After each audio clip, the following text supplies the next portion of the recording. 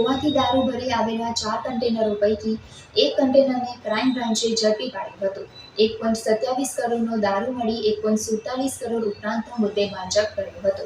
ગોવાથી નીકળેલા 5 કન્ટેનર પૈકી એક વડોદરા, 2 નવસારી અને 1 અંકલેશ્વરમાંથી કન્ટેનર એલસીબીએ ઝડપી પાડ્યું હતું.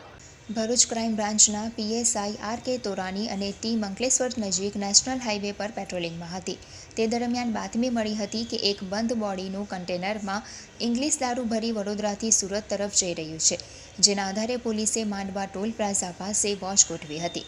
દરમિયાન બાતમીવાળું કન્ટેનર આવતા તેને રોકી તપાસ કરતા અંદરથી દારૂની 1.27 કરોડ 56,640 નંગ બોટલો મળી આવી હતી. પોલીસે કન્ટેનર અને મોબાઈલ મળીને કુલ રૂપિયા 1.47 કરોડનો મુદ્દેમાલ જપ્ત કરી કન્ટેનર ચાલક અને રાજસ્થાનમાં રહેતા જગદીશ બિશ્નોઈની ધરપકડ કરી હતી. પોલીસે 5 આરોપીઓની વોન્ટેડ જાહેર કર્યા હતા. આ મામલામાં ગોવાથી દારૂ ભરેલ 5 કન્ટેનરો નીકળ્યા હતા અને તેને ગુજરાતના વિવિધ વિસ્તારોમાં સપ્લાય કરવાનો હતો.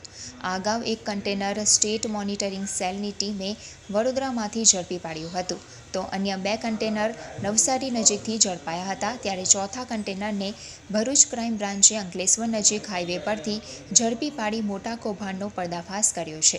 ઘટના અંગે એલસીબી પોલીસે અંકલેશ્વર બી ડિવિઝન પોલીસ મથકે કન્ટેનર ચાલક જગદીશ બિશ્નોઈ સહિત રમેશ સાંચોર, રાજસ્થાનના વિકાસ હાપુરામ ખીચડ, કન્ટેનર માલિક અને એક અજાણ્યા